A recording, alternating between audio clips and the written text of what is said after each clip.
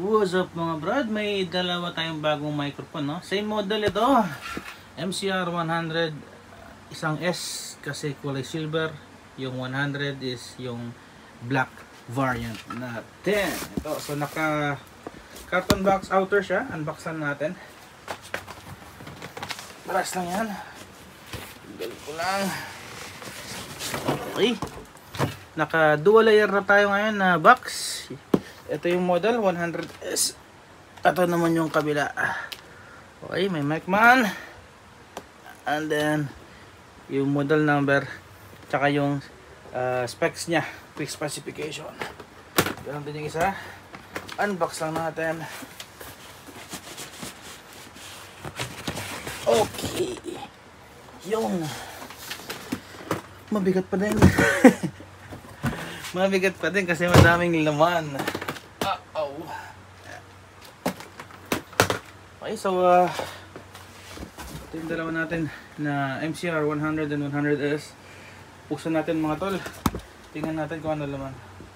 Okay, so unahin ko muna itong isa para hindi nakakalito. Okay, buksan na natin ang ating bagahe. Taas ko lang itong tripod ko.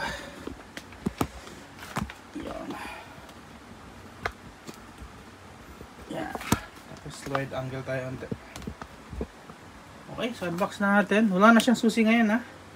Yung MCP natin, tsaka MCB kulay black. Yung MCT, MCR, ganito yung box natin. Okay. Bubungad sa atin Brad, yung egg tray, sabi ni Sir Julius. Yung ating black na version ng MCR 100. Ang ganda bro, promise, premium, ang daming mga details. Mamaya bubuksan natin yan. So pangalawang layer natin, wait lang, kunin ko lang to. Okay, tabi ko lang.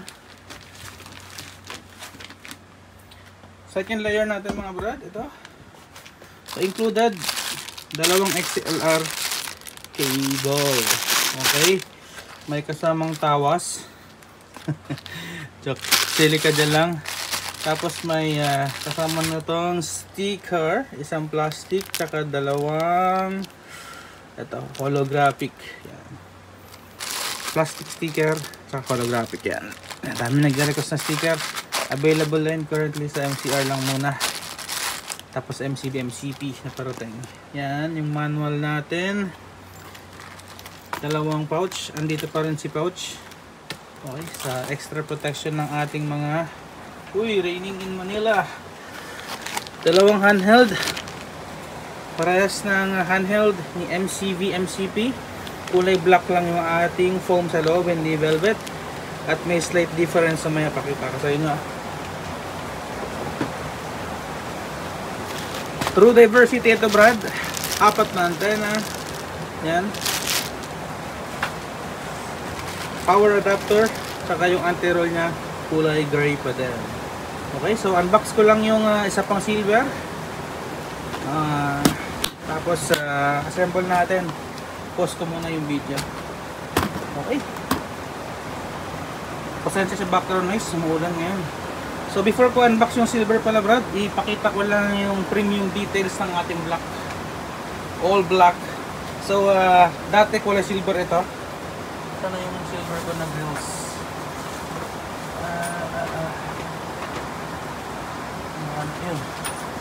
Yan. So kulay silver dapat talaga yan. Hindi ito silver. Kaso chekwawe eh. Hindi pwede para sa akin. All black dapat. So nagpagawa tayo ng handles na kulay black. Ayan. Para makita na yung finish. Mas maganda pag all black. Ang ganda na. Diba? MCR 100 LED bars, may knobs. Oh, para pag all black, all silver, merong silver.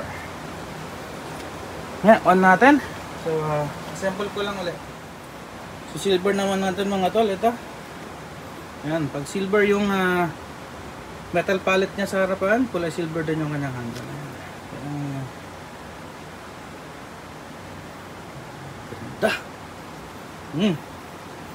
Lagyan ko lang ng antena, mas maangas sa tignan mamaya. Yan. Yun mga brad. So before natin na i-on, pakita ko lang din yung likod. Again brad, yung block. Ang ganda ng block.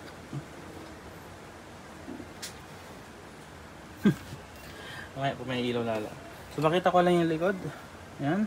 So tulad ng MCT, no? Meron siyang power clamp. Antenna niya, BNC cable, 4 yan. Dalawa sa antenna B, dalawa sa antenna A. XLR input. XLR out, mix out niyan dito. Frequency range niya 560 to 620 MHz. Ayan. Yung harap niya mga brad. Okay, meron siyang BNC na antenna, tawag niya, na pwedeng ikabit sa ears. Okay. Kung gusto niyo ng BNC cable para sa harap, 400 pesos po yung 2 piraso. Add-on na lang. Meron siyang handle dito, kulay black, dating kulay silver. IR niya, LED bars para sa RF, AF na LED bar, dedicated, no? Meron siyang dalawang TFT screen dito, ito tsaka ito. May IR, may switch ng lapel tsaka mic. Meron siyang knob for settings para sa channel A, similar dito sa B. Tapos power, tapos lock na maliit na icon, sorry, na button. Okay, so mga brad, no, just to let you know, yung MCT natin is anak ni MCP. So parehas na parehas sila ng features, no. Ito naman anak siya ni MCV. So yung features ng MCV, meron ito. Okay, may spectrum at ang iba pa. So yun lang natin yung ating screen para mas makita natin yung quality niya lalo. Okay, cut ko lang. Yun, next naman, itong handheld natin, no? So parehas na parehas siya ng handheld design ng MCB 100. Okay, yung kanyang capsule.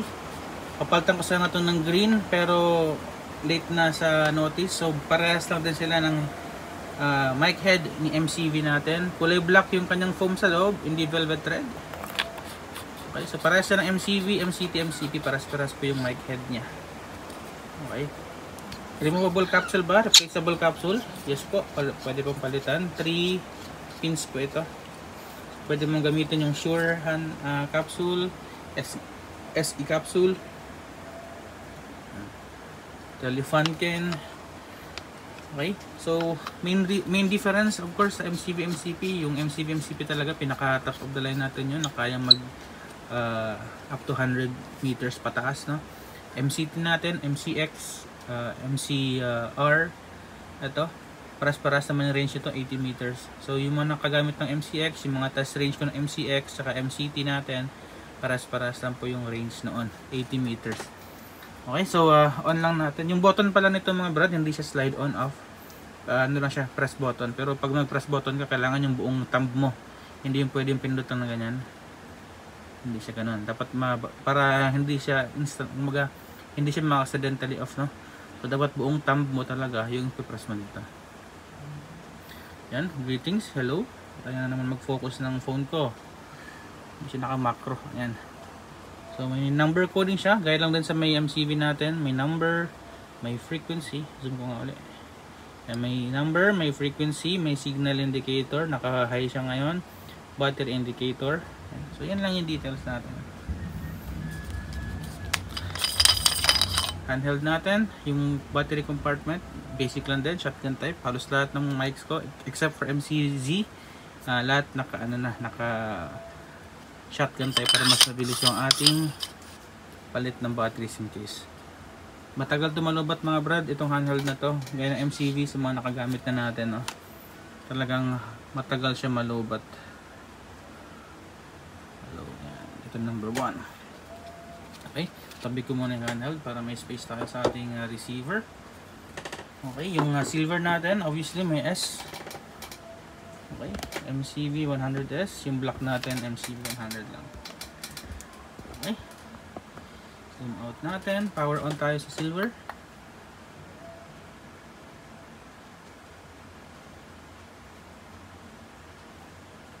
Power on tayo sa black.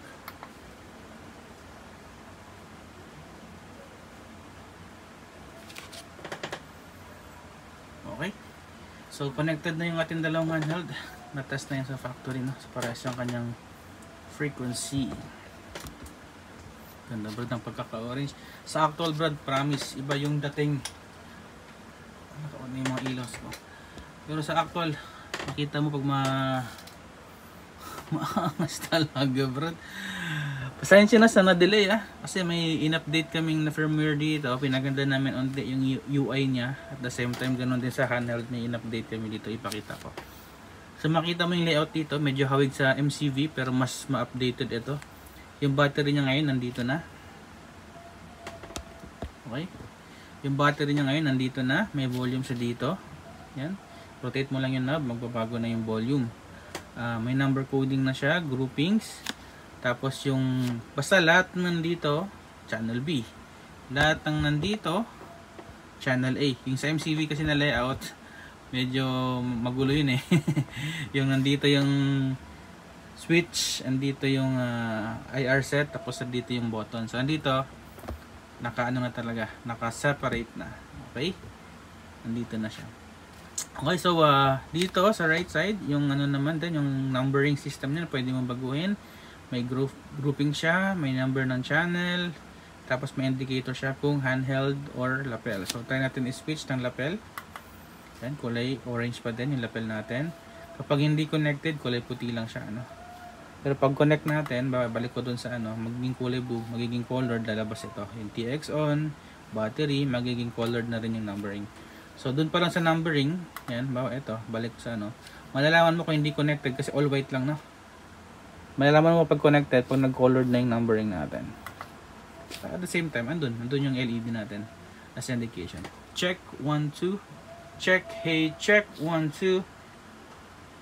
Check 1 2. Hey. Yan. So same output lang to ng audio ng MC-T natin. Okay? Wait lang. So pag press natin ng button, okay, ito yung lalabas. Same lang din dati. May preset. Pwede ka magbago ng groupings or channel. Okay, yung back natin is yung IR. Ayan.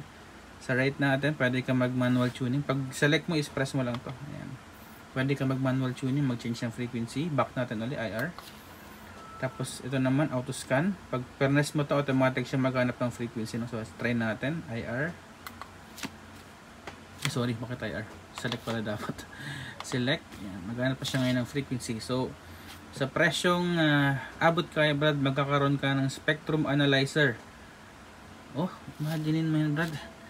Nakatry ako dati brad ng ibang brands, ibang model. Ang tagal niya mag-scan. It takes time para magkaroon ng scan frequency. Tsaka may mga nag-offer sa akin ng factory na try mo ibenta yung products namin, ganito, ganyan. Tapos pag makikita ko yung system nila, ang bagal mag-search. Yung MCV tsaka MCP, mas lalo ang bilis mag-search ng frequency. Tsaka napaka-accurate. Okay, so ito naman, auto-scan na yan. No? So nag-change siya ng frequency, bako lang. Nag-change siya ng frequency, so hindi na siya parehas ng ating handheld. So automatic, kulay TX off siya. Hindi siya colored. Tapos naka-mute siya. Walang battery indicator. Okay, balik tayo. Pwede ka rin mag-spectrum dito. Tapos manual change ng frequency. Okay, nakita mo yung frequency niya. Itong channel na to is 595 to 615.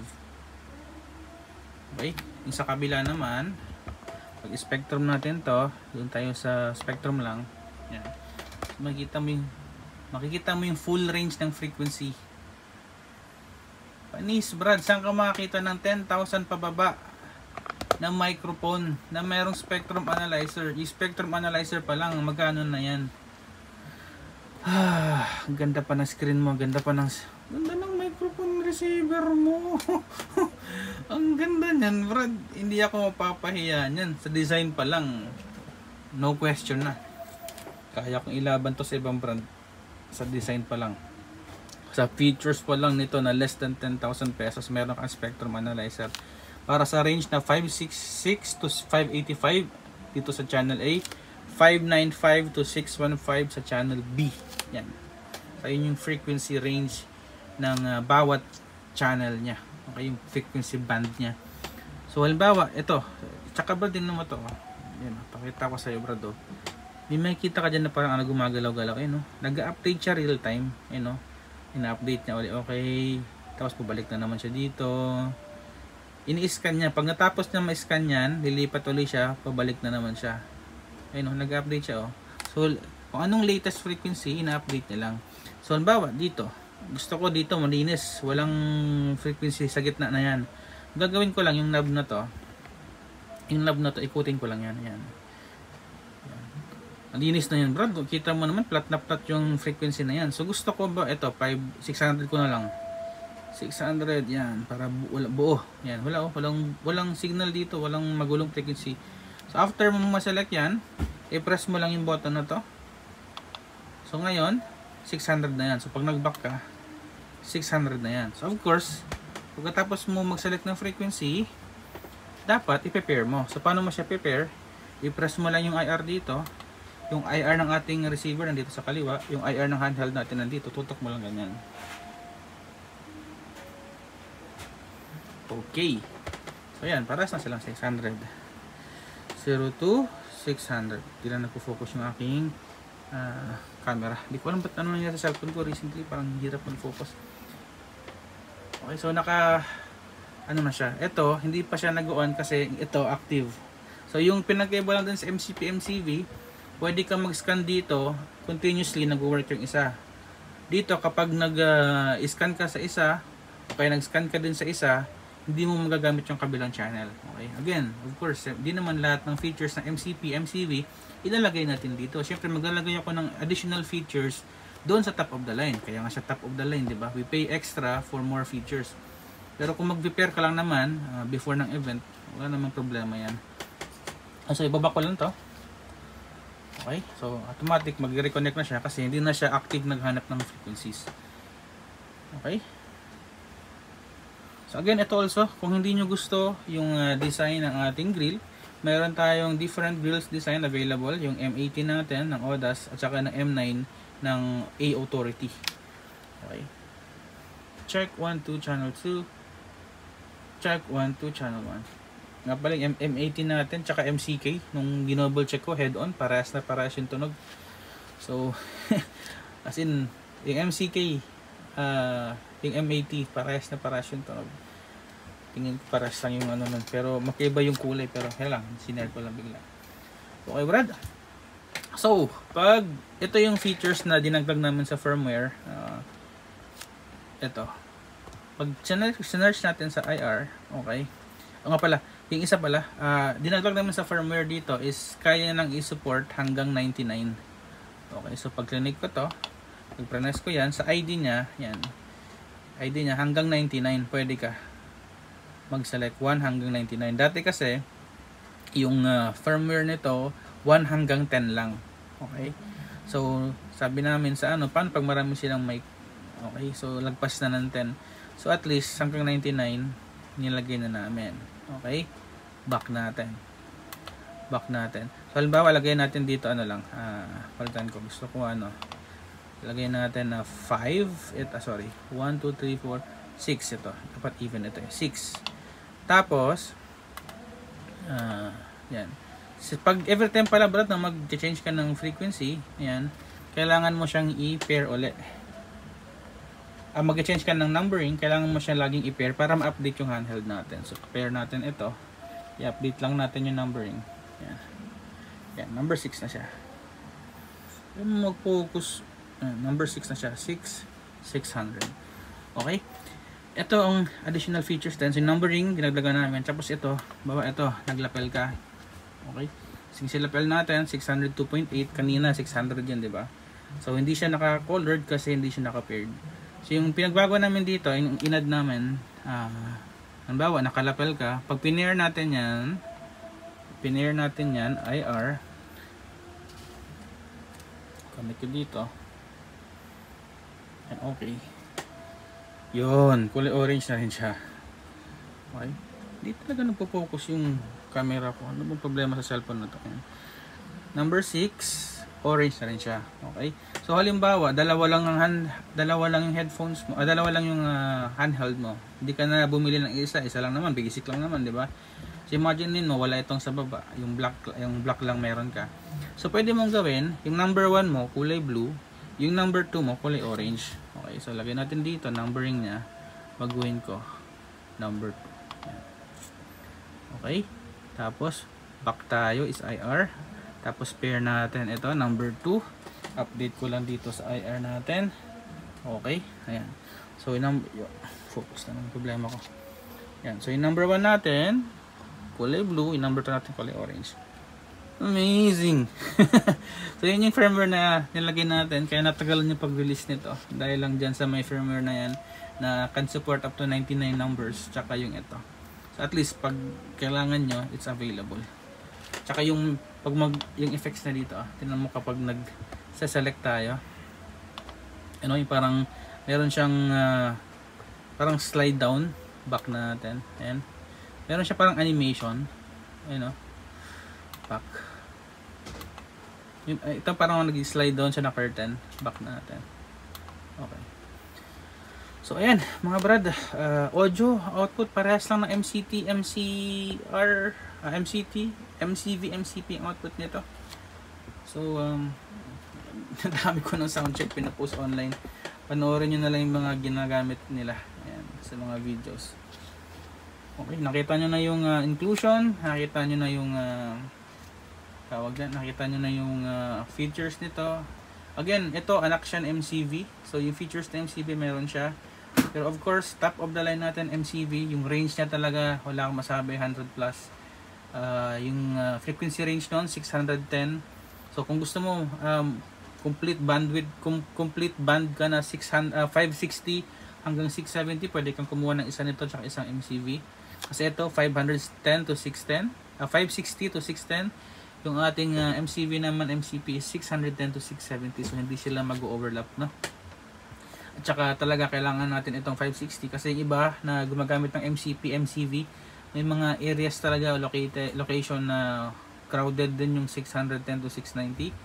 Yung ibang customers ko naman, satisfied naman sila sa 610 to 670 dahil sa area nila. So again, area location, magkakaiba rin yung frequency na kailangan talaga. Siguro may area sila na andoon, napakadaming mga gumagamit ng frequency na yon, no?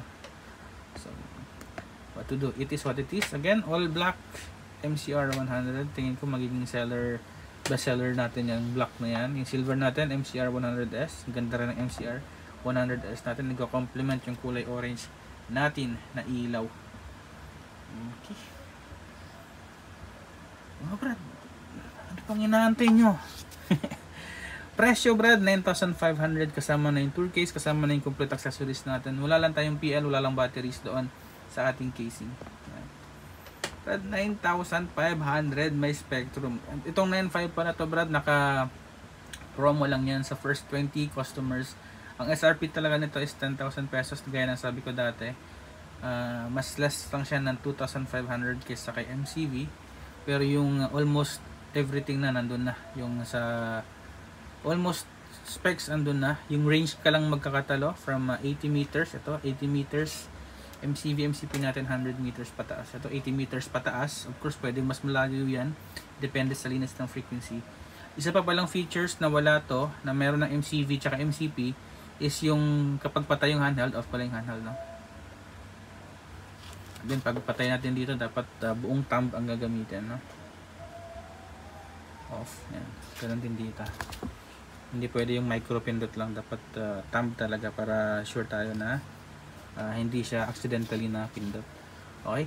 So pag hindi connected, again, kulay puti yung numbering system natin. Okay, tapos naka-red yung ano. Isa pa palang features na mayroon ng MCV at MCP is yung kulay dito na kapag madumi yung frequency makikita mo agad, diba? Dito pa lang. So ito wala siya nun, pero of course makikita mo naman yung frequency nito dahil sa spectrum. Yan. So kung hindi mo alam, kasi doon pa lang sa MCV, MCP kasi kagandahan lang doon, pagpasok mo doon sa event, makita mo agad may ilaw dito, patay pa yung handheld mo, may ilaw na agad dyan, alam mo na agad you need to change frequency. Dito kailangan mo pa always mag-check ng spectrum mo just to double check na yung signal or yung frequency na gamit mo is walang sabit. Ayan. Good thing, no? Walang unti lang yung dito. May antenna na yun, ha? Unti lang yung ilagay ko lang dun sa ano. Kasi pag sa MCV, MCP, pag nilagay ko tong arrow na to, yan yung arrow na maliit na yan. Yung araw na maliit na. Pag nalagay ko yan sa frequency na maingay, na magulo, yan, pag binak ko yan, dapat may ilaw na yun dito. Yan. So yan, hindi siya kasama sa feature niya. Yan. Hanap lang ako ng 600 kanina, yun yung malinis.